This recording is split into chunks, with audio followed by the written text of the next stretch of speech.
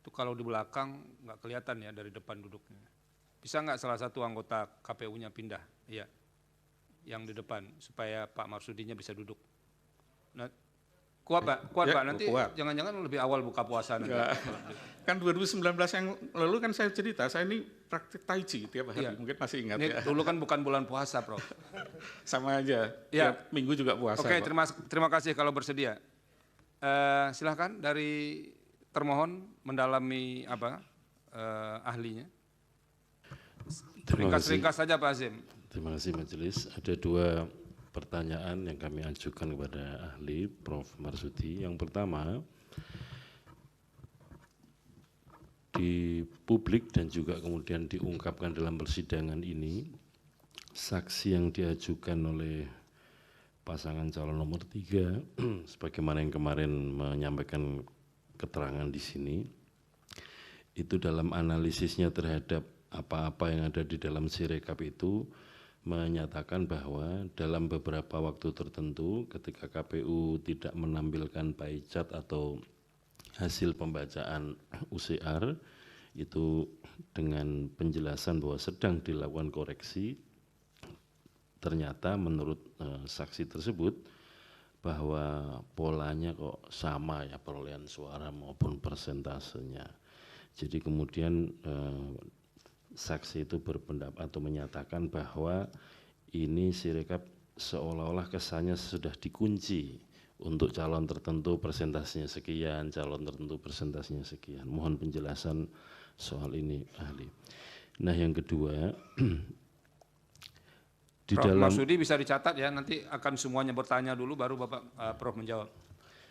Yang kedua, sebagaimana tadi dijelaskan oleh ahli bahwa salah satu hal yang berpengaruh terhadap hasil pembacaan data atau hasil foto form C hasil plano yang kemudian diunggah ke tampilan publik Sirekap dalam info pemilu itu adalah faktor kualitas penulisan di dalam formulir tersebut. Nah, soal ini mohon dieksplor lagi Prof supaya kemudian kita sama-sama memahami sekiranya ada tampilan antara apa yang ada dalam tulisan dalam foto itu dengan hasil pembacaan UCR-nya itu katakanlah berbeda, yang kemudian ketika dikoreksi publik atau banyak pihak menyatakan ini suara kok naik turun dan seterusnya atau berubah. Saya kira 2 hal itu. Terima kasih. Terima kasih Pak Asim. Silakan dari pemohon. Siapa yang mau mewakili? 1 Mas Bambang, yang lain Refli Harun. Silakan. Terima kasih Prof. Rayudi. Ada beberapa pertanyaan Prof.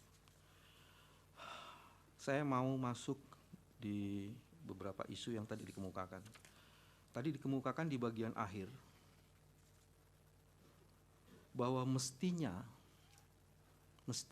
sistem di web Sirekap itu dari mobil apps itu harus diverifikasi dulu. Begitu ya Prof ya. Dan kalau tidak diverifikasi maka bisa timbul banyak masalah. Terus Prof tadi mengatakan bahwa itu sebabnya untuk tahun mendatang perlu ada verifikasi. Saya berangkat dari pernyataan itu. Apakah dengan begitu dapat diberikan pandangan Sirekap ini bermasalah karena tidak ada sistem yang verifikasi itu? 1. Kalau kemudian Sirekap ini dikonfirmasi, saya bisa tampilkan beberapa slide yang ahli kami kemukakan untuk dikonfirmasi kepada ahli ini. Silakan. Tolong di slide nomor 12. Bisa. Sambil menunggu itu saya mau mengatakan begini. Di slide yang akan saya tunjukkan nanti, ada begitu banyak TPS yang jumlah pemilihnya melebihi batas maksimal DPT. Padahal maksimal DPT-nya per TPS adalah 300. Kalau ada informasi kayak ini dan ribuan, puluhan ribu, bahkan ada ratusan ribu seperti ini, puluhan ribu yang tercatat di sini, apakah itu tidak cukup untuk dijadikan dasar untuk sampai pada kesimpulan ada fraud di situ? Itu kedua. Ada slide? Oh ya.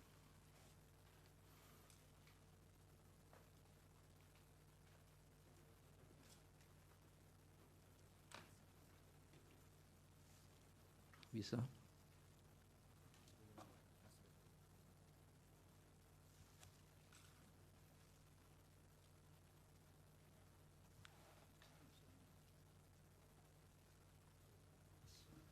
Signal sudah ada. No signal. Sambil nanti saya kasih slide sambil saya cicil supaya prosesnya. Ya, nanti silakan. saya akan jelaskan lagi. Ini pindah ke Refli Harun dulu? Belum? Saya lanjutkan supaya Iya. jalur pikiran saya. Jangan terlalu banyak, nanti lebih banyak daripada ahli pula nanti pertanyaannya Pak Bambang. Silakan. Karena ini penting. Belum ya. Oke, saya lanjutkan lagi nanti sambil balik lagi. Dalam temuan kami, ternyata apps itu juga bermasalah, Prof, dalam temuan kami. Fitur yang sudah fix dan diberikan vendor kepada owners, pada tanggal 10 Februari tiba-tiba ada fitur berbeda yang masuk di situ. Saya Fakultas Hukum jurusan ini belum ada, Prof, jadi nanti saya bisa tunjukkan di situ. 2 fitur yang masuk itu memberi keleluasaan pada orang yang memiliki fitur itu atau dibeli akses itu, dia mengubah hasil. Bagaimana penjelasannya? Itu yang ketiga. Yang keempat, sudah ya? Belum. Untuk menguji originalitas hasil yang difoto itu, yang katanya kemudian dari Sirekap, dari mobile apps itu dikirim kepada Sirekap web, maka kemudian harus ada konfirmasi metadata. Dan fakta membuktikan dari berbagai ahli yang dihadirkan di sini termasuk 03, metadatanya tidak ditemukan. Jadi bagaimana kita bisa mengakui originalitas dan otentisitas dari hasil yang dikirimkan itu? Ini ada. Itu bagian kelima itu. Saya senang ganjil jadi ada 2 lagi. Sudah ini Pak Bambang, Oke. silakan Ini dijelaskan. slide atasnya dulu, slide keempat. Prof, itu tadi pertanyaan yang kedua atau ketiga, saya lupa. Ini temuan, Prof. Ternyata selisih suara antara yang seharusnya dengan yang tampil pada Sirekap itu bermasalah. Dan ini kita dapatnya ribuan. Saya nggak mau sebut ratusan ribu ya. Dan turunkan lagi satu lagi. Ini pertanyaan berkaitan dengan pertanyaan pertama tadi. Apakah ini tidak cukup dijadikan dasar telah terjadi fraud di situ? Dan seharusnya kemudian dilakukan IT forensik. Coba slide nomor 2.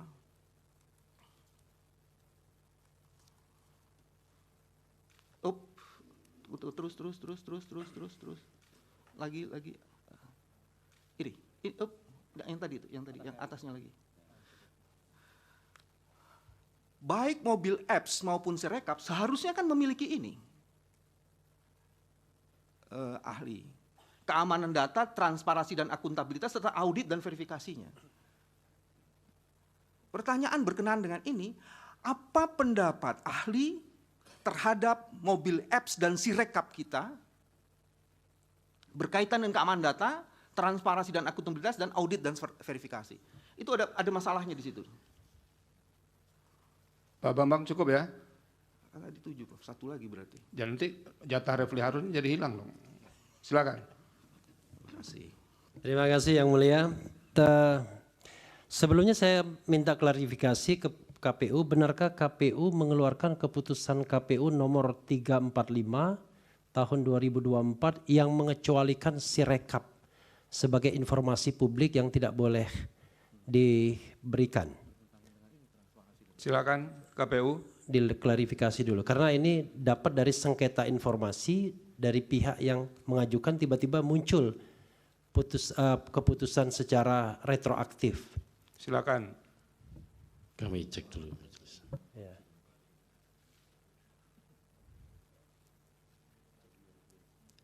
Lanjutkan pertanyaan berikutnya. Oke. Belum ya diklarifikasi saya pertanyaan berikutnya. Kemarin dari ahli ya, ahli 03 yang saya lihat dari videonya YouTube mengatakan bahwa suara sah dan suara paslon itu berbeda sampai puluhan juta. Nah, buat ahli itu mungkin nggak? Kalau seandainya misalnya itu cuma technical, tidak ada fraudnya misalnya, itu satu. Kemudian kedua, tadi kan dikatakan soal angka-angka, bisa jadi salah baca. Tapi bagaimana kalau angkanya nambah? Karena banyak sekali kita dapat laporan, angkanya nambah. Ya, misalnya ada yang tertulis 17 jadi 170, kan nambah angkanya, baik nambah di depan maupun nambah di belakang. Salah itu kedua. Ketiga, kalau kesalahan yang pernah dikatakan KPU itu sampai salah baca itu sampai 500 ya, itu yang contoh yang tadi saya katakan 154.541 sebelum Sirekap ditutup, dan itu mungkin lebih banyak lagi, bahkan ahli 03 mengatakan itu sampai 400 ribuan tuh kesalahan baca. Itu mungkin enggak? Itu tidak ada fraudnya, itu sekedar technical error gitu. Tapi technical errornya sampai ratusan ribu. Nah yang terakhir tadi, yang pertama, itu betul nggak ada itu? Ada keputusan KPU nomor 345 itu. Karena begini, nanti Pak diklarifikasi. Refli itu enggak ahli yang menjawab ya, itu dijelaskan oleh KPU. Ya enggak, saya mau tanyanya begini. iya. Tanyanya adalah apa yang membuat Sirekap ini kemudian perlu menjadi informasi yang dikecualikan dalam 3 tahun? Rahasia apa yang harus dijaga kalau kita kaitkan dengan transparansi publik? Jadi ahli kan tahu nih, datanya apa aja yang kemudian tiba-tiba harus dikecualikan? Itu pertanyaan saya. Cukup ya? Cukup? Ada satu lagi yang penting mungkin. Ditemukan 204 juta DPT dari black web market. Dan tidak pernah ada penjelasan dari KPU kenapa DPT itu bisa dijual di pasar gelap. Padahal KPU adalah wali datanya. Itu sejak dari DPT. Dan tidak ada pernah penjelasan mengenai itu. Oke, cukup Pak Bambang. Terima kasih. Iya. Silakan pemohon 2. Pemohon 2 akan diwakili oleh Saudara Magdir dan Saudara Henry. Silakan. Terima kasih Yang Mulia. Saudara ahli ya, kami kebetulan kemarin sudah mendengarkan keterangan ahli dan saksi fakta kami. Salah satu yang saya ingin tanya kepada saudara ahli dari hasil penelitian dan pembacaan terhadap dokumen-dokumen atau fakta-fakta berhubungan dengan Sirekap ini yang saudara lakukan, apakah saudara juga menemukan perubahan-perubahan data pada TPS yang tidak sedikit, kalau menurut saksi kami kemarin, itu sekitar ada yang sampai 400 ribuan TPS. Ya. Nah, apakah perubahan-perubahan ini menurut saudara ahli bisa divalidasi? Ya, karena sepanjang yang kami pahami dari keterangan saksi maupun keterangan ahli, validasi ini yang tidak ada dalam sistem yang ada di Sirekap ini. Fitur validasinya yang tidak ada. Ya, jadi sehingga itu tidak bisa dikontrol oleh siapapun. Bahkan menurut saksi dan ahli kami kemarin itu mengatakan bahwa ada pintu belakang yang selalu terbuka dan tidak pernah bisa di-stop ketika isi dimasukkan ke dalam sistem ini. Nah, ini pertama yang saya ingin tahu dari saudara ahli.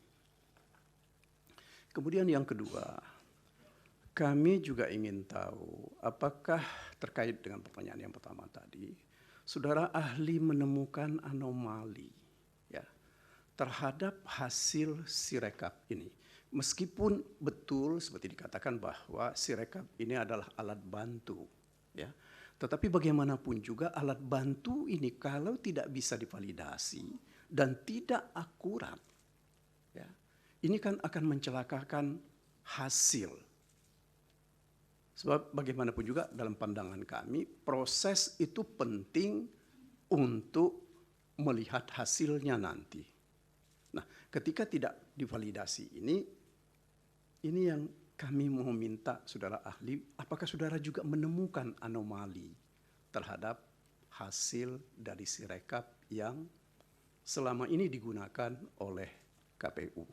Apalagi secara real kita bisa lihat dan kita ketahui bahwa pada titik tertentu ini ditutup oleh KPU.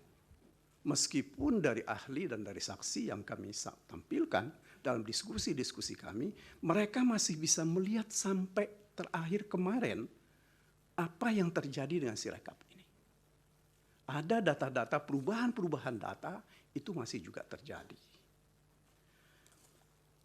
Kemudian saudara ahli, ya, tadi saudara menerangkan bahwa yang masuk atau disampaikan melalui Sirekap ini adalah dari mobile HP yang dikatakan tadi itu di-scan. Ya. Nah, yang kami ingin tahu dari saudara ahli, apakah akan ada perbedaan kalau hasil scan dengan hasil foto?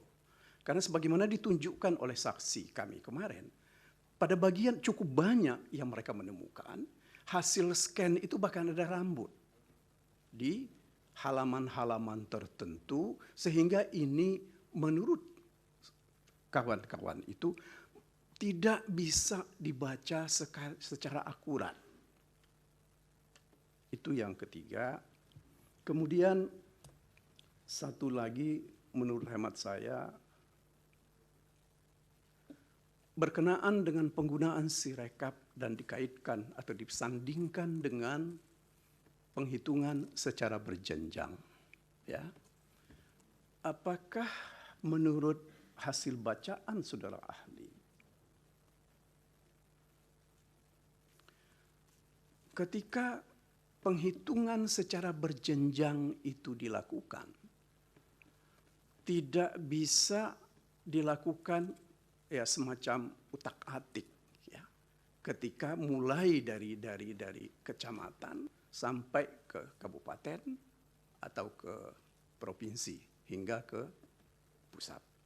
Nah, kenapa kami sampaikan seperti itu? Dari penelitian atau hasil temuan dari saksi kami kemarin, seperti saya sampaikan di awal, begitu banyak hal-hal yang menurut hemat kami, ya, audit forensik itu harus sudah dilakukan. Ini kan demi kepentingan bangsa dan negara kita. Cukup ya, Pak Magdir ya? Baik, cukup. Terima Silakan kasih yang dari berikut. saya. Assalamualaikum warahmatullahi wabarakatuh. Ringkas saja. Tadi saudara ahli ada menyebutkan tentang human error atau technical error, ya. Pertanyaan saya, untuk mengetahui siapa yang menginput, kemudian kapan diinput di dalam Sirekap itu, dengan cara apa? Karena sampai sekarang nggak ada yang tahu. Ya cuma KPU sama Tuhan aja yang tahu kapan, di mana, siapa. Kemudian apakah dengan dilakukan audit forensik itu akan dapat diketahui siapa yang menginput data, kapan, di mana. Yang kedua, terjadi kesalahan-kesalahan itu lebih disebabkan oleh human error atau technical error. Apapun penyebabnya, pertanyaan saya, apakah itu karena kesengajaan atau kesalahan manusia di dalam pelaksanaan, atau memang kesalahan teknologinya? Yang terakhir terkait dengan pertanyaan dari rekan saya dari 01 tadi, ada satu surat keputusan KPU yang apa istilah tadi bisa dipublish kecuali mengenai Sirekap. Kami juga meminta supaya dijelaskan oleh KPU kenapa, apa yang tersembunyi di sini sehingga tidak boleh diketahui oleh publik. Terima kasih Yang Mulia. Terima kasih. Silakan sekarang pihak terkait. Baik. Terima kasih Yang Mulia. Selain saya nanti ada rekan saya Pak Hari juga nanya. Saudara saksi, Ini ahli. mohon maaf. Saudara ahli, kita sudah mendengar bahwa seakan-akan Sirekap ini semacam momok atau masalah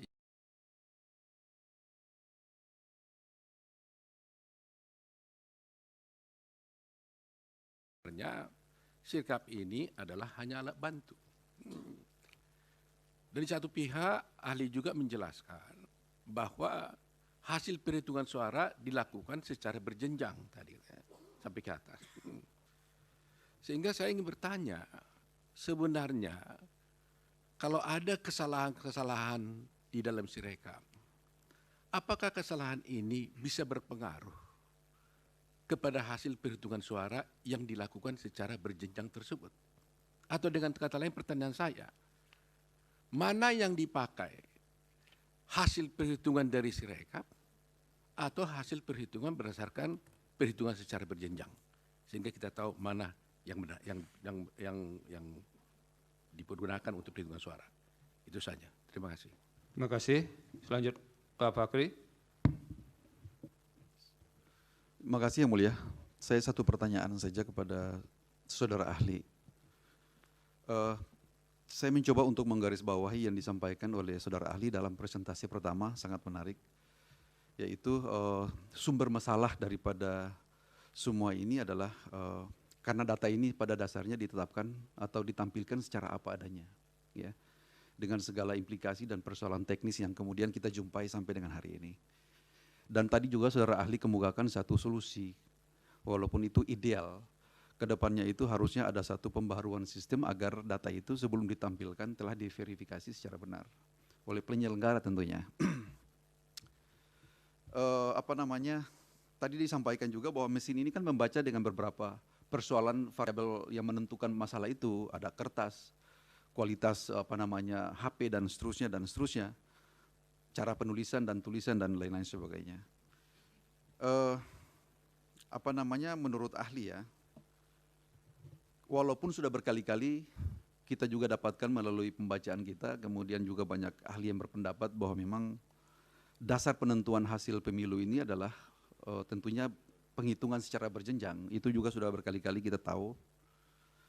Saya mau tanya secara technicality ya, apakah kira-kira dengan model Sirekap seperti ini itu bisa berpotensi menjadi tools, bisa menjadi alat bantu untuk melakukan suatu tindakan fraud? Karena kemarin juga ada ahli yang dihadirkan oleh pemohon dengan terang-terangan mengatakan bahwa Sirekap ini adalah alat bantu kejahatan. Walaupun itu bagi kami sangat menggelitik, tapi itulah yang ditampilkan apa adanya.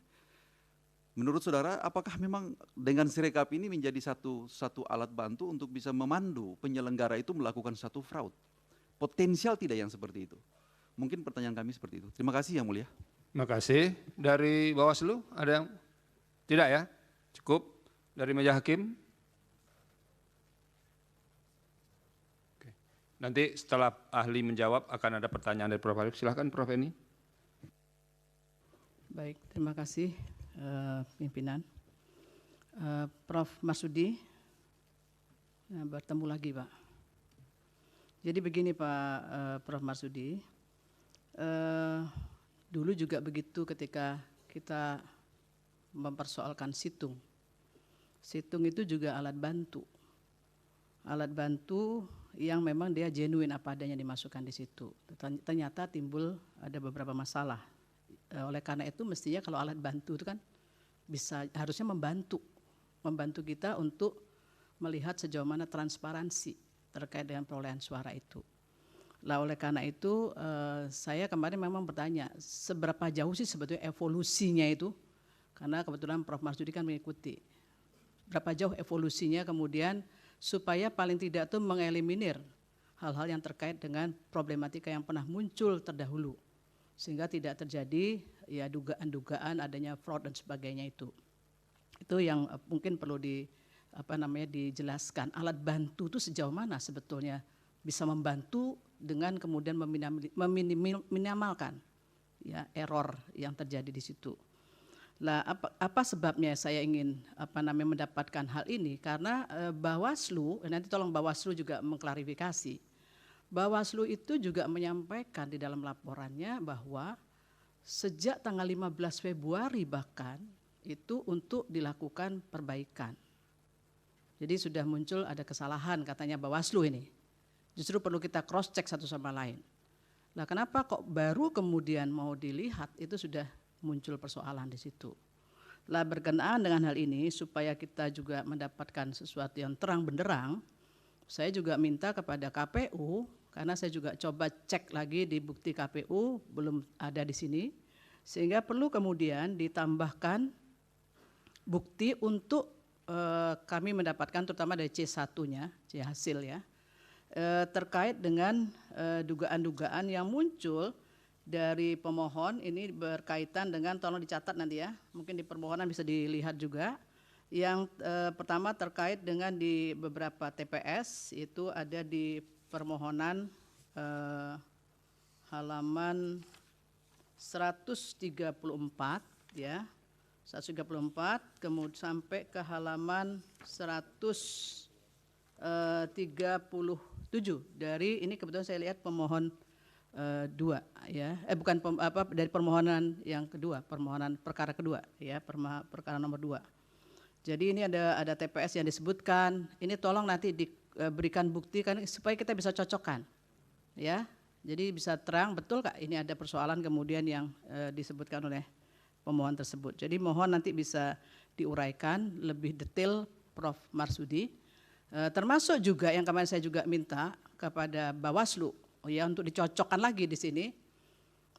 Bawaslu juga menyampaikan bahkan di siaran persnya ada 11.000 lebih TPS yang mengalami persoalan terkait dengan akses Sirekap. Itu mohon bisa dijelaskan apa sesungguhnya dari sisi teknologi ini kok masalahnya kok tidak terurai terselesaikan dengan baik, tapi justru muncul di awal ketika proses orang ingin melihat dari awal terkait dengan perolehan suara tersebut. Mohon dapat dijelaskan. Terima kasih. Ya, Prof. Arief, yang mulia Prof. Arief, silakan. Terima kasih, Pak Ketua Sidang. Prof. Marsudi, kita juga pernah ketemu 5 tahun yang lalu. Tapi saya mau komentar sedikit ini. Saya juga ketemu 5 tahun yang lalu dengan sahabat saya, Mas Bambang Wijayanto. Ternyata setelah 5 tahun kedewasaan beliau, kesabaran beliau sudah muncul. Padahal 5 tahun yang lalu saya terpaksa membentak beliau untuk suruh keluar. Tapi sekarang begitu Prof. Saldi atau Pak Ketua bilang, Pak Bambang sudah selesai, sekarang sabar sekali dan sangat patuh terhadap hakim. Terima kasih Mas Bambang. Baik Pak Marsudi, begini, saya terima kasih Pak Marsudi telah menampilkan ada versi-versi penghitungan suara. Ya, versi-versinya ada yang di Sirekap, ada versi quick count, ada versi dari penghitungan manual yang dilakukan oleh para pemerhati LSM. Dan itu ada kesimpulan yang juga menarik. Ya. Terus begini, Sirekap itu hampir sama dengan Situng peristiwanya, menjadikan masalah, terjadi curiga di antara kita. Sehingga kita melihat, mestinya kan alat bantu itu bisa membantu kita supaya juga bisa diketahui hasilnya secara cepat dan tidak ada kecurigaan di antara kita. Mestinya kan begitu KPU ya, Pak Hasim ya. Ini kebetulan Pak Hasim asisten saya, dosen di Undip. Jadi kalau Pak Hasim enggak benar, saya juga malu sekali ini. Nah saya begini tanya, yang dipakai sebagai dasar menurut ahli dan menurut KPU. Ini betul yang manual dan berjenjang kan? Nah kalau begitu kita sekarang ini apakah betul meributkan sesuatu yang sebetulnya nggak dipakai? Tapi sudah terlanjur ada kecurigaan di antara kita. Ada fitnah di antara kita. Nah untuk bisa ngecek penghitungan secara manual, tadi sudah disinggung oleh Pak Magdir, Pak Dr. Magdir, kalau manual berjenjang itu cara ceknya gimana? Kan tadi Pak Magdir mengatakan bisa juga secara diotak-atik C1-nya yang manual itu. Nah, kita selama ini dalam pilkada itu gampang karena skopnya sangat terbatas. Kita cek di C1 plano ya. Kalau sekarang dipakai C1 hasil plano. Gimana Pak Hasib itu? C hasil plano. C hasil plano kalau itu. Kan kita mestinya bisa ngecek melalui C1 hasil plano. Pertanyaan saya, kenapa yang difoto Pak Ahli? Yang difoto itu kan bukan C hasil plano, tapi yang difoto itu kan C hasil yang lembar kecil ya Pak Hasib, betul kan? Izin majelis menjelaskan. Gimana itu? Jadi yang difoto dan diunggah di Sirekap dan kemudian ditampilkan dalam info pemilu itu C hasil yang plano. Oh di plano ya. Jadi, jadi itu sudah betul yang difoto mestinya itu. Betul. Jadi nah, kalau begitu apakah kita Indonesia itu begitu besar? TPS-nya itu ribuan. Nah sekarang kalau kita mau ngecek C1 hasil plano, itu caranya bagaimana? Ini kan susah sekali dilakukan. Indonesia itu sangat besar sekali, banyak TPS-nya, sehingga kalau saya selama 12 tahun ini ngadili pilkada, mudah. Karena apa? Skopnya kecil, jumlah TPS-nya terbatas. Sehingga kita bisa menentukan secara akurat ini terjadi masalah. Tapi di Indonesia itu begitu luas. Kita susah sekali. Maka dibutuhkan etiket baik dari jajaran KPU penyelenggara, termasuk jajaran Bawaslu, dan jajaran semua pihak dalam rangka untuk membangun negara Indonesia yang demokratis. Nah ini yang jadi masalah. Oleh karena itu saya sampaikan berikutnya kepada ahli. Ahli tidak hanya untuk sekarang, untuk ke depan. Supaya kita betul-betul bisa menghasilkan pemilu yang demokratis dalam arti memenuhi pasal 22 yang jujur, adil, fair, itu dengan menggunakan teknologi kayak begini, supaya tidak terjadi saling sengkarut di antara kita, tidak ada fitnah di antara kita, itu sistem yang harus dibangun bagaimana? Dan sistem sekarang itu bagaimana? Tadi saya senang sekali ada perbandingan-perbandingan ternyata itu. Selisihnya juga tidak ada masalah dan sebagainya. Tapi ini kita semua bisa melihat bahwa ada beberapa hal yang harus diperbaiki oleh KPU. Kita harus melihat etiket baik KPU. Karena apa? Karena persoalan-persoalan yang terjadi sekarang ini itu sangat berbahaya untuk keutuhan NKRI. Karena hasil yang kayak begini. Nah itu saya minta pendapat dari ahli, ya. Gimana caranya satu untuk ngecek supaya kita yakin betul bahwa C1 plano yang difoto, kemudian itu betul-betul genuine dipakai untuk menentukan pada waktu dilakukan penghitungan manual yang berjenjang. Karena bisa saja yang selama ini pengalaman kita di dalam pilkada, itu mulai dari TPS itu sudah terjadi masalah. Kemudian di PPK itu terjadi masalah. Bisa juga persoalan rekapitulasi di tingkat kabupaten kota bermasalah. Bahkan bisa juga permasalahannya terjadi di tingkat provinsi. Kalau di tingkat nasional itu relatif sudah clear. Nah oleh karena itu gimana caranya? Ini tadi pertanyaan Pak Mak. Tajam sekali yang kita anukan. Di C1 atau C plano itu kita caranya ngeceknya gimana kalau dengan jumlah yang sangat spektakuler sebagaimana di Indonesia ini. Terima kasih. Terima kasih. Berikutnya yang mulia Bapak Suhartoyo, silakan Pak Ketua. Terima kasih Pak Wakil. Prof, saya sedikit saja, Prof. Tadi kan ditampilkan juga hasil perhitungan dari NGO tadi beberapa, tadi disandingkan 3 ya. Ya, setahu Prof itu mereka menggunakan sistem yang mana, apakah Sirekap itu ataukah yang berjenjang? Kemudian ataukah punya sistem sendiri mereka?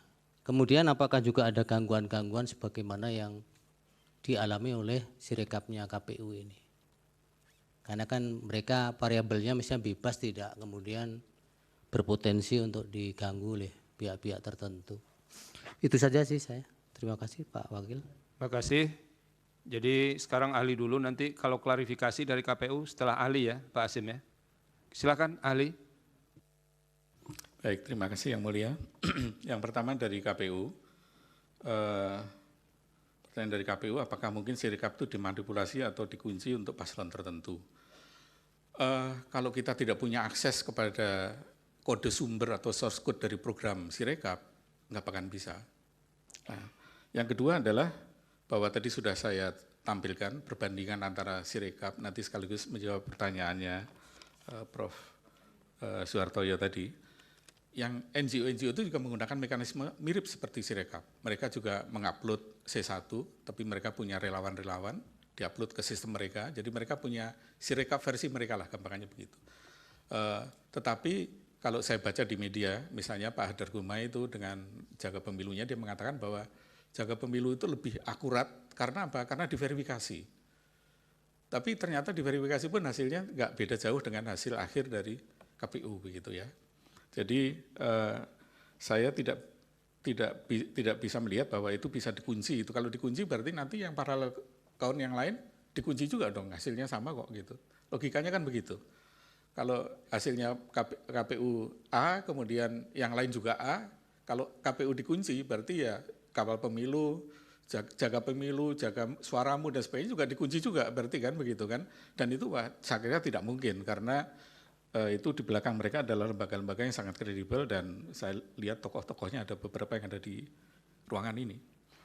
Nah kemudian mengenai tulisan tangan dari KPU tadi ya, jadi memang problem tulisan tangan ini kan karena menggunakan mesin di OCR dan teknologinya itu memang sudah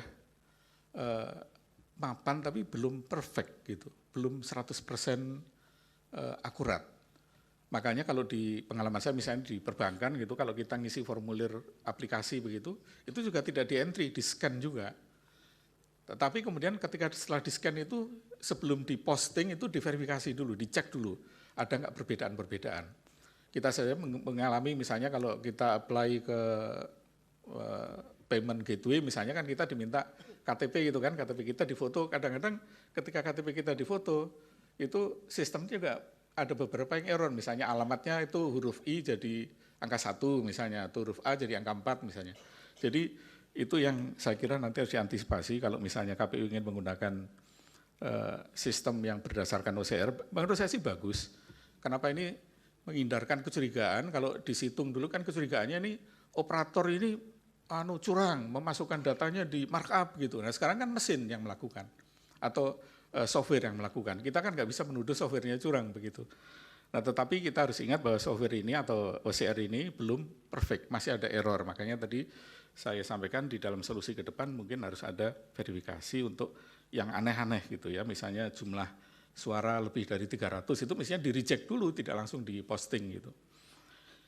Kemudian dari Mas Bambang ini, dari pemohon, pertama verifikasi.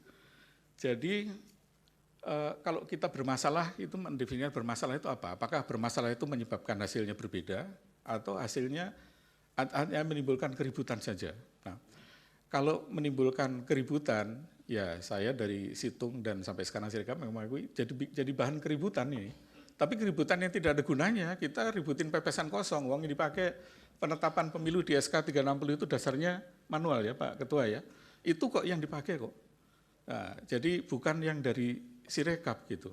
Tapi kalau dikatakan, jadi kalau bermasalah dalam arti dia mempengaruhi angka, mempengaruhi suara, mempengaruhi perolehan, menurut saya tidak. Tapi membuat orang emosi dan sebagainya jadi ribut, iya gitu ya. Nah, tadi termasuk contohnya misalnya jumlah pemilih lebih dari 300 dan sebagainya. Nah, kemudian masalah-masalah TPS yang bermasalah. KPU, saya monitor juga, setiap hari itu melakukan modifikasi, melakukan koreksi. Saya ada data nanti bisa sampaikan pada majelis setelah sidang ini. Misalnya pada tanggal 22 Februari, itu saya ketika Sirekap mulai diributkan tanggal 15, tadi betul mulai ribut itu tanggal 15, ingat saya.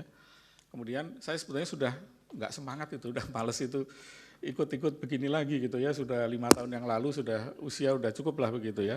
Jadi saya lebih sabar kayak Pak Bambang gitu ya. Jadi saya pikir ngapain ikut-ikut lagi, tapi kemarin diminta oleh KPU, jadi saya track tuh apa yang terjadi pada tanggal 22 Februari. Memang ada waktu itu ada sekitar 12.000 kesalahan di 12.000 TPS. Tetapi kalau kita lihat angka, itu kesalahannya itu terdistribusi, tiga-tiganya itu ada yang naik, ada yang turun. Jadi dari ada yang naik, ada yang turun itu tidak bisa saya mengatakan bahwa di situ ada algoritma atau ada JSON script yang didesain untuk membuat ini suaranya terkunci. Kenapa? Karena distribusi error ini terjadi di tiga-tiganya. Pada pasangan 01 ada yang naik, di TPS tertentu, tapi ada juga yang turun. 02 juga sama, 03 juga sama. Jadi mirip seperti situng 2019, agak random ini kesalahannya. Tapi sayangnya karena waktu itu karena hanya ingin tahu aja, hanya punya data satu hari itu, 22 Februari 2024. Kemudian mengenai apps. Ya apps ini ada aplikasi ini yang ada di Sirekap Mobile ya. Sirekap Mobile ini saya nggak tahu apakah, mungkin saya perlu tanya kepada KPU, apakah ditaruh di publik atau tidak. Karena yang saya dengar kemarin dari video, itu katanya saksi mendapatkan apps itu dari APK Mirror. APK Mirror itu ini Pak yang mulia, Pak Ketua dan yang mulia, adalah tempat software-software bajakan yang untuk HP. Yang resmi kan kalau Android kan Google Play. Nah, APK Mirror itu software-software yang sudah dimodifikasi biasanya. Misalnya untuk langganan Netflix nggak bayar itu bisa kita download dari sana gitu. Yang sudah dimod, jadi istilahnya APK yang dimodifikasi. Nah, saya nggak tahu kalau di-download dari sana, itu mungkin harus dicek validitas dari aplikasi yang digunakan tadi. Pak, itu ahli yang mana ya Pak yang kemarin dipakai untuk itu? Ahli yang nomor 2 kemarin. Oh, ahli perkara nomor 2. Ya. Ahli perkara nomor 2. Ya, oh, baik. Jadi dia mengatakan dia mendapatkan APK-nya, karena kalau nggak salah di Amerika ya kalau nggak salah ya. Dia tadi yang apa itu? Yang apa namanya? Yang direkayasa tadi apa namanya? Software-nya tadi? Aplikasi. Aplikasinya apa namanya tadi? APK itu nama aplikasi di Android yang mulia. Jadi kalau kita install aplikasi dari Play Store itu namanya APK atau aplikasi APK gitu. Nah, itu ada situs banyak sih, bukan hanya APK Mirror, ada banyak situs yang tempat kita bajakan-bajakan itu. Nah, salah satunya APK Mirror itu terkenal sekali untuk naruh APK yang bajakan-bajakan. Jadi kalau ada software yang di Google Play harus bayar, itu kalau didapat di APK Mirror bisa nggak bayar gitu. Termasuk ngajarin misalnya YouTube yang premium itu kita bisa download itu APK Mirror yang sudah di APK Mirror yang sudah dimodifikasi sehingga kita nggak keluar iklannya lagi di YouTube misalnya. Nah, saya harus cek dulu kalau dari APK Mirror itu harus di-compare karena saya kebetulan sering menjadi saksi ahli di beberapa kasus pidana di pengadilan umum. Itu adalah ternyata aplikasi ini diambil dari tempat-tempat yang tidak legal tadi, sudah dimodifikasi, kemudian yang install ini dirugikan, misalnya rekening banknya dikuras atau macam-macam lah, terjadi kejahatan di sana. Kemudian dia menggugat ke developernya, tapi ternyata ketika kita sandingkan, aplikasinya sudah berubah. Nah ini saya kira kalau dari APK Mirror itu, ini Pak Bambang ya, jadi mungkin harus ditanda tanya. Tapi kalau dapat dari KPU, itulah yang legal gitu. Nah saya kemarin mendengar karena beliau mengatakan dari APK Mirror ya. Nah kemudian mengenai metadata. Metadata itu mungkin nanti lebih cocok ditanyakan pada saksi, karena saksi ini yang membuat aplikasinya. Jadi saya tidak tahu apakah ada metadata atau tidak, mestinya sih ada, tapi saya tidak. Ini dari ahli kami Pak. Nah ini Pak, Iya, bukan. Maksudnya nanti yang bisa menjawab nanti seksi kedua dengan saksi fakta, karena mereka yang mendevelop. Yang dari ITB nanti itu yang membuat aplikasi. Kalau saya kan tidak, jadi saya tidak tahu apakah metadatanya dan sebagainya. Jadi yang mulia majelis dan Bapak Ibu sekalian, jadi namanya metadata itu misalnya kalau Sirekap itu form C1 hasil itu kita foto, kemudian di foto itu ada identitasnya, di foto pakai kamera apa, jam berapa dan sebagainya, ada data seperti itu. Tapi kita harus ingat juga, yang punya metadata seperti itu hanya kamera-kamera yang baik saja. Kalau HP-HP yang murah itu biasanya tidak ada metadatanya memang. Makanya nanti harus dicek juga dari TPS mana yang tidak ada metadatanya, kemudian itu apakah menggunakan kamera seperti apa begitu. Atau yang kedua memang di developer memang tidak ada metadatanya, nanti mohon Mas Bambang tanyanya nanti ke yang buat aplikasi, karena mereka yang lebih tahu dalamnya. Nah kemudian yang kelima, apakah tidak cukup bukti terjadi fraud? Saya bukan ahli hukum, tapi saya pernah mendengar begini, bahwa fraud itu salah satu syaratnya adalah ada mens rea, ini jadi sok tahu hukum ya, ada niat di situ. Nah sementara yang mengkonversi gambar menjadi angka itu kan software, aplikasi, sistem sebuah aplikasi. Apakah aplikasi itu punya niat? Kan tidak.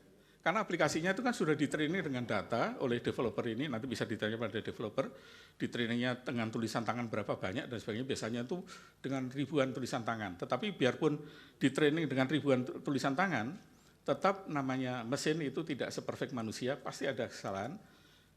Penjelasan dari teman-teman Sirekap. Mohon dilanjutkan Pak, aplikasi memang mesin, tapi aplikasi yang buat bukan mesin Pak. Ya, orang yang bikin. Iya, cukup Pak Bambang. Silakan ahli. Programnya buat orang Pak, tapi OCR-nya ini kan dibuat oleh orang Amerika sana kan, mungkin apakah orang Amerika memang sengaja mau jahat begitu kan, saya kira enggak lah. Itu kan mereka menggunakan tools OCR itu bukan dibuat oleh teman-teman ITB, itu menggunakan namanya neural network saya kira ya, dan itu sudah sebuah paket lah begitu ya.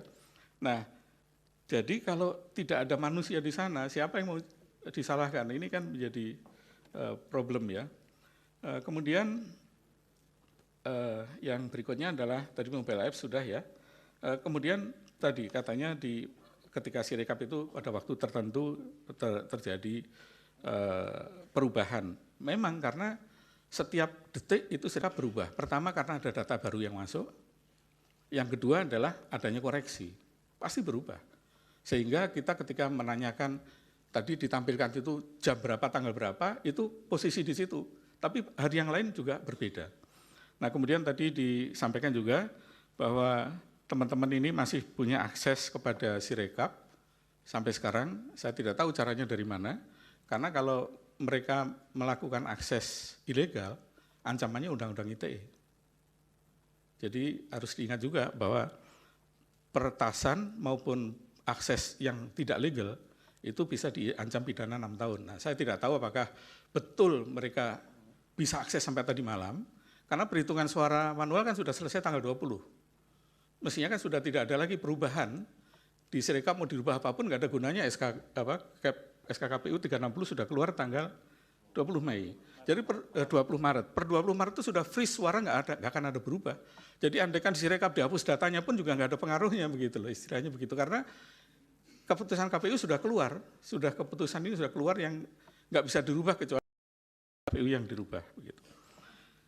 Kemudian untuk Bang Refli ya, kenapa suara sah beda dengan suara paslon? Saya tidak melihat itu Bang. Jadi kalau suara sah presiden dengan totalnya sama, yang beda adalah dengan suara legislatif ya. Ada kalau nggak salah yang Pilpres itu 51 juta, ya ada beda, pokoknya beda ya. Ada antara Pilpres dengan Pileg suara sah. Untuk pemilu presiden 164 juta, 164 untuk pileg juta. 151 juta. Ya 151 dan 160. Kenapa berbeda? Ya kita tidak tahu, mungkin pemilih, terutama pemilih di desa ya, daripada pusing milih yang partai yang banyak itu, yang calonnya banyak, dia mungkin hanya milih Pilpres saja tapi tidak milih Pileg, mungkin begitu ya. Kita tidak bisa menuduh bahwa itu ada hal, karena nanti ada sekaligus menjawab pertanyaan yang mulia Prof. Suharto ya tadi, bagaimana Prof. Arief bagaimana menguji kevalidan data tadi ya, nanti saya akan sampaikan. Nah jadi bisa saja terjadi antara suara pilpres, suara sah dengan suara sah di legislatif tidak sama. Dan setiap pemilu selalu begitu. Saya ingat 2019 pun juga sama, tidak exactly sama persis. Bukan itu yang saya tanyakan. Yang saya tanyakan tadi kan kemarin itu ada ahli IT atau saksi yang mengatakan bahwa di Sirekap itu ada perbedaan antara suara sah dan suara pilpres semua, suara sah dan suara paslon. Itu beda sampai puluhan juta. Kok bisa terjadi begitu? Ya. Atau jangan-jangan ahli yang itu nggak benar? Kan Bapak bisa Sudah Pak gitu. Repli, cukup. Kan nanti kita bandingkan aja dengan kawal pemilu dan yang lain. Kalau hasilnya kawal pemilu juga seperti itu, ya mungkin jangan-jangan ahlinya mungkin nggak di saat ini silakan nanti majelis yang menilai lah ya. Kemudian pertanyaan berikutnya adalah angka yang ada katanya nambah terus. Seperti saya sampaikan tadi, capture saya tanggal 22 Februari itu dua-duanya mengalami. Ada yang nambah, ada yang kurang, tiga-tiga, maaf karena ini karena salonnya tiga-tiganya mengalami kok. Jadi tidak bisa kita tuduh hanya satu saja yang bertambah, tidak. Jadi kebetulan karena mungkin saksi atau ahli dari pihak pemohon, ya yang difokuskan yang kerugiannya pemohon saja gitu ya. Tapi kalau saya karena fair-fair aja, ya saya tunjukkan bahwa tiga-tiganya memang ada yang naik, ada yang turun. Itu sejak situng dulu selalu begitu problemnya. Kemudian masalah DPT, privacy. Saya kira kita sedang membahas Sirekap, tidak membahas dalih ya, jadi saya tidak jawab, mohon maaf.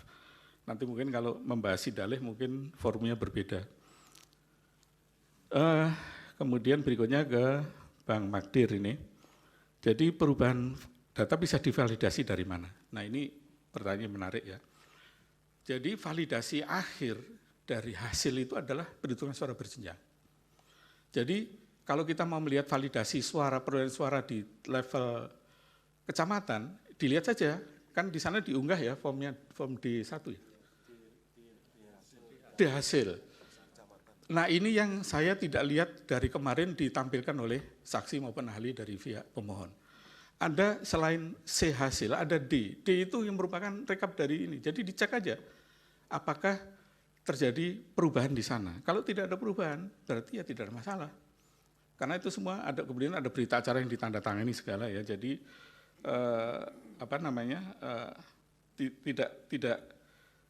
tidak bisa kita mengatakan bahwa data Sirekap itu tidak divalidasi. Memang di awal-awal itu tidak divalidasi, makanya jadi ribut tadi ya, di capture kan itu tanggal 15, tanggal 20. Tapi begitu cetek tanggal 20, itu sudah valid semua datanya. Karena diambil dari data manual.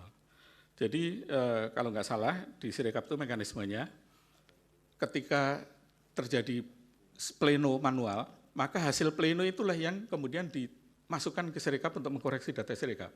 Gitu ya Pak Ketua ya. Jadi setelah pleno, data Sirekap pasti sama dengan data perhitungan manual. Tidak akan ada beda. Karena pleno itu mengupdate data tadi. Data Sirekap boleh salah, tapi ketika setelah pleno diupdate, jadi itulah yang benar dalam arti legal karena ditandatangani oleh semua saksi kan. Soal nanti ada manipulasi itu kan masing-masing lah kita tahu lah. Tapi saksi yang semua tanda tangan di sana. Jadi form D itu adalah di hasil itu adalah sah karena apa? Disaksikan oleh semua peserta pleno. Kemudian ada Sirekap untuk penggunaan suara berjenjang, malah terbalik Bang. Jadi bukan Sirekap mempengaruhi suara berjenjang lah yang mengupdate Sirekap. Jadi selesai pleno, kemudian data Sirekap itu akan dibalikan lagi ke Sirekap sehingga data Sirekap itu akan paralel sama dengan pleno begitu. Dengan demikian Sirekap tidak bisa dipakai untuk mempengaruhi data di manualnya. Nah kemudian tadi ada pintu belakang dan sebagainya. Saya sebagai orang komputer, saya tuh kalau tidak lihat barangnya, tidak pegang, saya tidak bisa mengatakan ada atau tidak. Karena kalau kita mau melihat ada backdoor atau tidak, itu softwarenya harus ada di depan saya dan saya buka. Kalau saya hanya membayangkan saja, itu namanya mengarang bebas itu. Mengarang bebas ini nanti begini, nanti begini, nanti begini, itu kan karangan. Kalau kita mau melakukan audit, nggak usah audit forensik lah, audit operasional aja, itu sistemnya harus di depan kita dan kita lakukan pemeriksaan. Sama dengan ketika kita memeriksa audit keuangan, ya catatan keuangannya dan sebagainya harus ada di depan kita. Kita nggak bisa kayak paranormal membayangkan nanti ada gini, nggak bisa gitu loh. Mohon maaf ya. Jadi pertanyaannya justru nanti apakah ahli yang mengatakan atau saksi yang mengatakan ada pintu belakang tadi, dia punya akses nggak? Nah kalau punya akses mungkin hanya bisa dikasih oleh KPU atau ITB. Nanti bisa ditanyakan apakah KPU memberikan akses kepada dia atau ITB memberikan akses pada dia. Karena punya hanya dua. Yang punya kode sumber atau source code-nya atau programnya itu hanya KPU dan ITB. Kalau mereka nggak memberikan, nggak mungkin ada. Kecuali mencuri ya, mungkin bisa saja mencuri, tapi kan dosa ya. Apalagi puasa-puasa begini mencuri ya. Nah, jadi itu Bang mengenai pintu belakang, saya tidak bisa jawab ada atau tidak. Termasuk kemarin saya dengar ada JSON script, ada ini. Itu apakah dia punya data? Saya aja sering bantu KPU sampai sekarang nggak pernah dikasih itu, programnya gitu. Jadi saya nggak bisa periksa gitu. Jadi selama itu saya tidak bisa mengatakan ada atau tidak, kecuali yang bersangkutan membuktikan dia punya akses kepada barang tersebut. Kemudian mengenai yang pertanyaan kedua mengenai anomali hasil. Tadi sudah saya jelaskan bahwa Sirekap boleh ada anomali, boleh ada perbedaan, tetapi ketika pleno dilakukan dan hasil ditandatangani, maka hasil itu kemudian masuk ke Sirekap. Jadi sebetulnya setelah proses 20 Maret kemarin, sejak 20 Maret sudah tidak ada anomali lagi. Jadi anomali itu terjadi di masa lalu, ya, karena tadi kesalahan-kesalahan yang saya sebutkan tadi masalahnya. Tapi ketika sudah pleno, sudah selesai. Makanya perhitungan yang benar yang diakui secara hukum dan legal dan kemudian digunakan KPU untuk membuat SK 360 dan kemudian mengupdate Sirekap adalah hasil perhitungan suara berjenjang yang disaksikan oleh semua saksi dari semua paslon dan kemudian juga dilakukan secara terbuka. Kemudian scan, ini dari Bang Magdir ya. Sebetulnya nama yang disebut scan itu kalau pakai HP ya moto, Pak. Nah, kenapa HP itu kan bukan scanner, jadi kan HP kita kan cuma punya kamera ya kita foto, tapi orang-orang biasanya nyebutnya nyeken gitu, padahal itu namanya moto, tapi karena yang difoto kertas dibilangnya nyeken gitu. Kalau yang difoto orang namanya motret gitu, jadi mungkin istilah aja. Jadi, bukan ahli kemarin itu, saksi yang dihadirkan oleh pemohon 2 itu mengatakan kalau begini bentuknya, ini bukan foto, ini scan. Nah itu, ada yang foto, dia katakan beda kalau foto dengan scan katanya. Nah itu ada dampaknya nggak untuk software yang Sirekap ini? Malah kalau pakai scanner semua akan hasilnya sangat akurat. Tapi scanner itu sangat mahal, satu scanner aja harganya bisa puluhan juta ya. Tahun berapa itu KPU pernah pakai scanner ya? Oke, jadi itu lanjutkan ya. Ali. Jadi akan jauh lebih bagus justru kalau kita pakai scanner. Saya sebentar Pak Wahli. Iya. Ini kita wilayah Indonesia begitu luas. Iya. Ini persoalan masalah scan dan foto melalui handphone. Pak Azim, apakah betul seluruh TPS itu ada yang punya scan? Apakah betul seluruh TPS itu punya handphone untuk memfoto? Apakah seluruh Indonesia ada sinyal bisa mengirim foto pada seketika? Apakah ini tidak menimbulkan permasalahan-permasalahan di lapangan?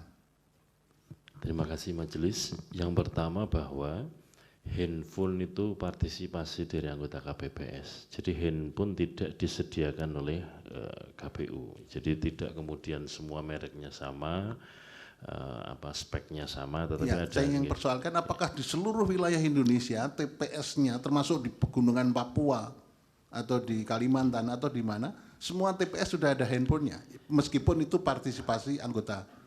Betul. Ada. Ya, yang kedua, tidak semua TPS itu anggota KPPS-nya punya handphone yang istilah awam disebut smartphone. Ya. Karena di banyak TPS di Papua itu menyebutnya handphone kami, handphone batangan Pak, begitu. Ini istilah awamnya ya. Sehingga kemudian dalam situasi itu kami mengantisipasi supaya kemudian tetap tersedia hasil yang difoto dan diunggah dan bisa dilihat oleh banyak orang. Nanti ketika rekap di tingkat kecamatan kan kotak suara dibuka. Nah disitulah kemudian yang belum difoto pada saat itu dan tentu saja unggahnya berbeda waktunya dengan teman-teman di KPPS yang TPS-nya ada sinyal. Nah yang ketiga, tidak semua TPS ada sinyal. Sehingga kemudian ada juga TPS-TPS yang baru bisa bisa dikirim fotonya itu dalam durasi waktu tertentu. Paling data yang kami peroleh berdasarkan hasil simulasi di bagian awal, TPS yang 0 sinyal menuju ada sinyal itu paling cepat 8 jam dari titik TPS. Kemudian yang paling lama sekitar 15 jam. Artinya 8-15 jam itu durasi waktu tidak ada sinyal menuju tempat yang ada sinyal. Nah, yang berikutnya di TPS itu tidak ada scan. Nah, saya ingin menjelaskan sedikit Yang Mulia bahwa anggota KPPS ini yang diproduksi ada 2 dokumen. Dokumen yang pertama adalah C hasil plano yang ukurannya plano dan ada telinya, dan kemudian itu disalin ke dalam formulir C hasil yang salinan yang ukurannya kuarto. Nah, yang kuarto tidak ada telinya. Nah, yang kita unggah di Sirekap atau di info pemilu yang bisa dibaca semua orang itu yang katakanlah yang ada telinya. Berarti itu kan dokumen pertama yang digunakan untuk mendokumentasikan hasil. Itulah kenapa kemudian nanti oleh saksi akan dijelaskan kita mengambil kebijakan itu kan sebetulnya meneruskan apa yang pernah kita kerjakan di Pilkada 2020 waktu Covid. Karena apa? Dari C plano itu ketika disalin ke formulir C salinan itu ada potensi juga salah menyalin. Nah, ini yang terjadi pengalaman 2019 karena mekanisme 19 itu situng C plano itu kemudian disalin, salah satu salinannya dibawa ke KPU Kabupaten, di-scan di KPU Kabupaten, baru dikirim ke data center KPU dan kemudian itu yang diunggah.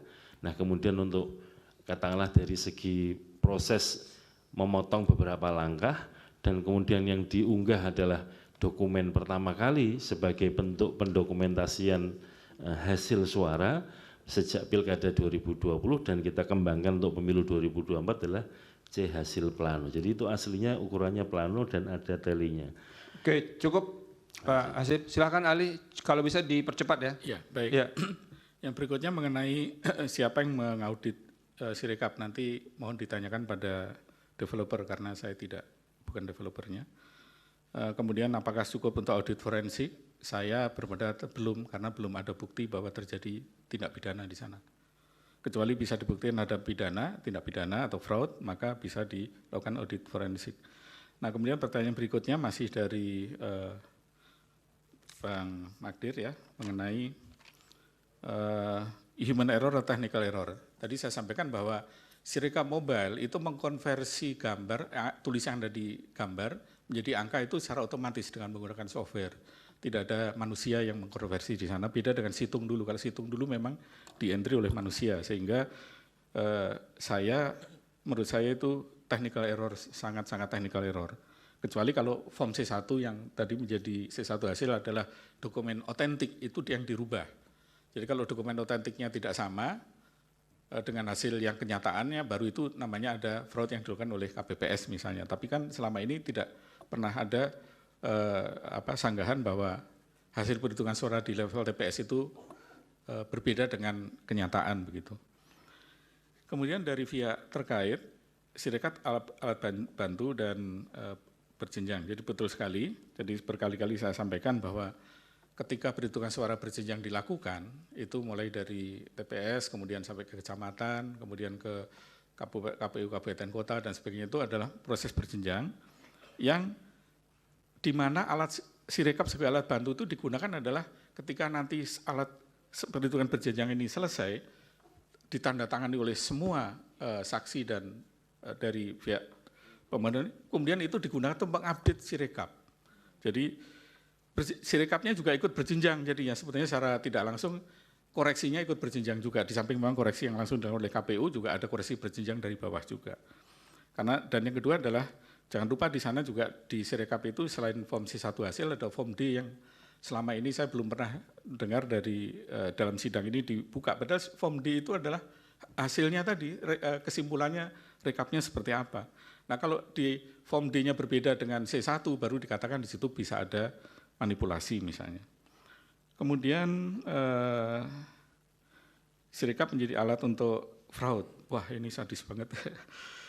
Jadi seperti saya sampaikan, Sirekap itu hanya software aja, tidak bisa digunakan untuk merubah suara, nggak bisa. Yang bisa dilakukan itu adalah proses perhitungan manual berjenjang di tiap tingkat itu. Kalau mau melakukan kecurangan ya di sana, mau jual beli suara ya di sana, tidak di Sirekap. Karena nggak ada gunanya Sirekap dirubah-rubah, nanti begitu sudah perhitungan berjenjang dihapus lagi juga begitu. Jadi ini yang harus mungkin kita pahami semua. Kemudian saya agak percepat ya, langsung ke Prof. Eni mengenai evolusi Prof. Eni ya. Jadi senang sekali ini ketemu dengan Prof. Eni lagi. Jadi dulu situng itu memang ada proses yang sangat panjang, sehingga kemungkinan terjadinya human error itu tinggi. Karena tadi menyalin formulir dan sebagainya itu human error-nya tinggi, belum lagi ngantri. Nah, Sirekap ini teman-teman ITB itu menggunakan inovasi, tidak menggunakan manusia lagi, tapi secara menggunakan artificial intelligence, menggunakan OCR, untuk membaca tulisan tangan menjadi data. Nah, inilah salah satu menurut saya kelebihan dari Sirekap yang saya apresiasi sekali pada teman-teman ITB.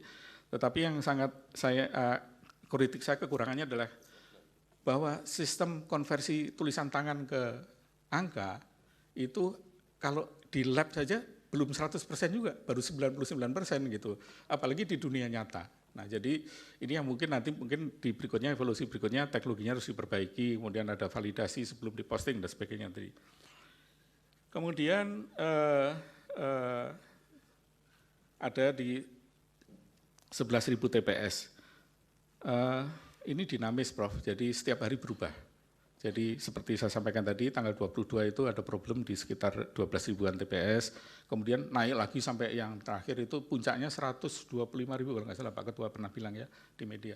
Kemudian setelah itu turun lagi gitu ya, karena memang begitu data banyak masuk, terutama yang dari daerah, terutama ya kalau data dari Jakarta kemungkinan karena kameranya bagus, kemudian HP-nya itu nggak menggunakan Nokia 3310 zaman dulu begitu ya, sehingga hasilnya lebih bagus gitu. Tapi kalau di daerah-daerah ini yang mungkin kurang bisa di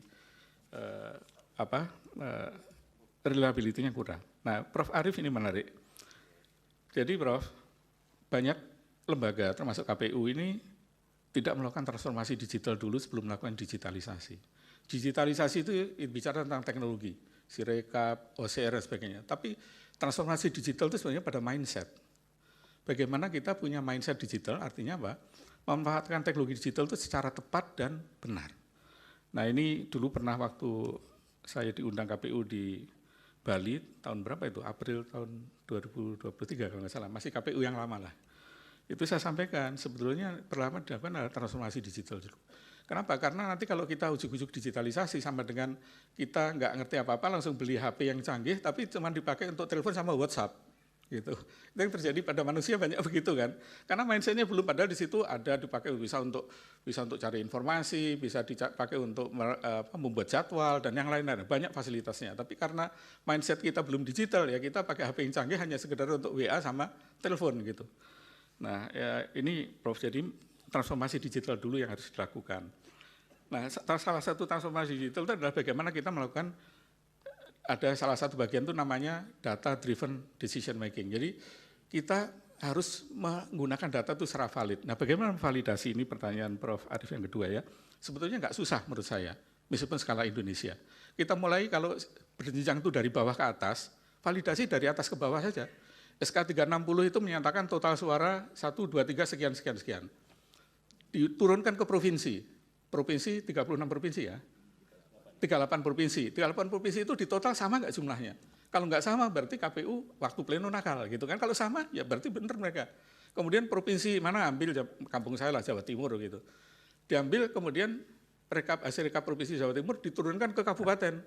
Kan cuma dari 37 kabupaten, gampang itu, cocokin aja. 38 kabupaten ya Jawa Timur. Oh ya tambah satu lagi karena Madiun jadi kota sekarang. Jadi 38 kabupaten kota. Jadi gampang itu jumlahnya Prof. Kalau kita jumlah 38 cocok ya berarti sudah nggak ada masalah di Jawa Timur. Turun lagi misalnya dicurigai mana di kampung saya di Madiun ada masalah di situ. Turunkan lagi di kecamatan begitu. Jadi itu bisa dilakukan 1 hari juga selesai kalau mau gitu, kalau niat gitu ya. Jadi dibalik arahnya dari atas ke bawah. Kemudian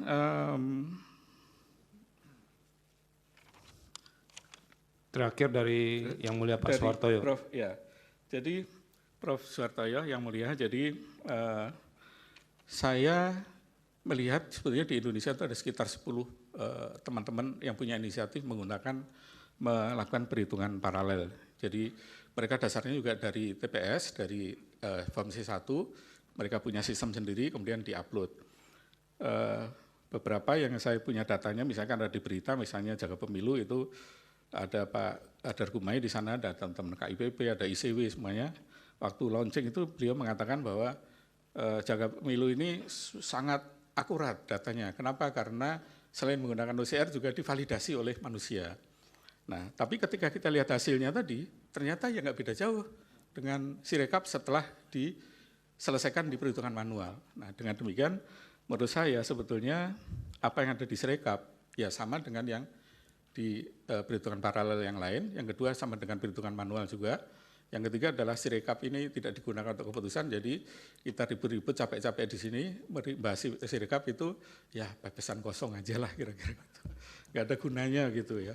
Kecuali mau bikin ya mau nyalain orang kan bisa aja, kalau memang mau nyalain orang apa aja bisa disalahin. Tapi pada hasil itu ya kita buktikan tadi bahwa baik hitung cepat, hitung paralel dan sebagainya menunjukkan hasil yang sangat-sangat mirip dengan error rate di bawah 1%.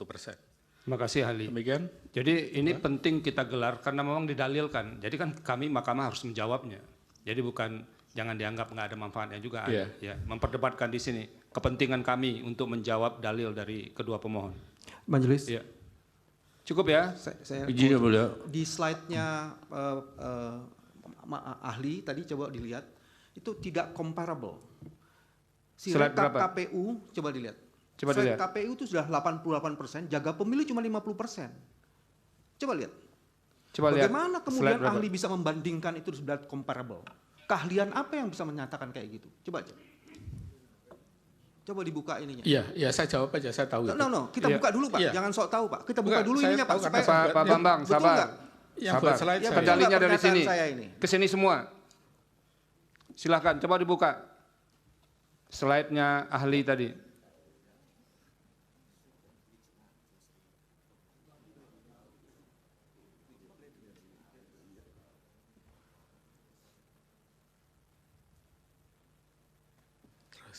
Terus yang ada membandingkan, oke, next, terus, nah ini, Ya, yang lanjut. Next. Satu lagi. Ya. oke. Ini kan Nah, silakan dijawab ahli. Ya. Jadi begini, Pak Bambang ya. Jadi ini data yang saya ambil per hari ini. Jadi per hari ini memang kawal pemilu memang selesai sampai di sana karena mereka kan relawan semua. Mereka tidak dibayar, sehingga datanya memang tidak 100%. Demikian juga yang lain. Nah, yang kedua adalah begini, kalau data itu sudah lebih dari pada hasil.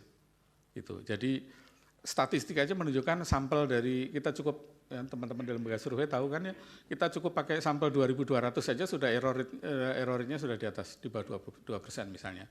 Yang saya ingin katakan, Majelis, yang satu kawal pemilu 82%, Jaga Pemilu 51%. Iya kan sudah enggak, dijelaskan tadi, iya, biar enggak. kami yang menilai. Ya, Cukup ya? Jangan comparable terus kemudian seolah-olah di 100%, itu juga tidak fair ahli. Cukup. Oke. Ya, kesempatan terakhir, Pak. Terima kasih. Ya. Dari sekian panjang lebar penjelasannya, tapi tidak menjawab pertanyaan saya, belum menjawab pertanyaan saya. Yang mana? Pertanyaan saya tadi antara lain saya ulangi supaya dicatat. Dari kesalahan, kekeliruan, kehilafan, tak apa yang diceritakan tentang Sirekap. Pertanyaan saya lebih dominan dikarenakan oleh human error atau technical error. Itu satu. Sudah dijawab tadi, Pak? Sudah dijawab. Oke, ada Ya. ke ujungnya yang belum, ya. Kemudian lebih cenderung karena kesengajaan atau karena ada sabotase. Oke. Nah, kaitannya lagi terkait dengan itu, saya ada pertanyaan saya lagi. Apakah bisa diketahui atau dengan cara apa bisa mengetahui siapa yang menginput, kapan diinput? Apakah dengan cara Mudah-mudahan keterangan dari Prof. Marsudi bisa membantu kami untuk menjelaskan salah satu dalil yang muncul dari kedua pemohon ini. Silakan. Terima kasih Yang Mulia. Jadi sekali lagi saya ucapkan terima kasih juga kepada KPU karena saya di sini berdiri bukan hanya sekedar sebagai ahli, tapi saya juga alumni ITB, jadi saya harus bela juga institusi saya. Terima kasih. Bapak Ibu sekalian, yang majelis dan Bapak Ibu sekalian. Assalamualaikum warahmatullahi wabarakatuh. Waalaikumsalam. Sekarang kita masuk saksi fakta ya. Yang mulia, Ya. yang klarifikasi tadi gimana? Gimana? Klarifikasi soal Iya, ini retroaktif sabar. tadi. Oke. Ini susahnya kalau dengan apa ini, tokoh publik ini. Silakan Pak Abah, sebelum ahli saksi faktanya tadi ada soal SK berapa? 345 ya Pak Refli ya. Silakan diklarifikasi. Terima kasih majelis. Jadi saya baca satu-satu.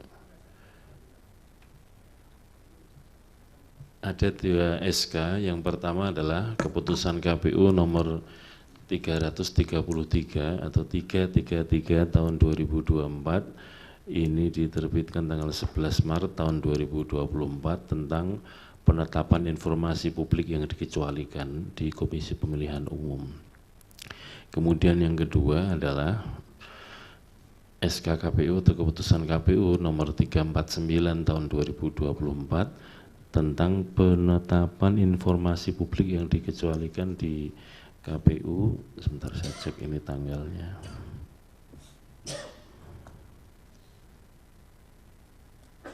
Ini tanggal 17 Maret tahun 2024 tentang, memang betul ada 2 SK tersebut. Oke. Nanti akan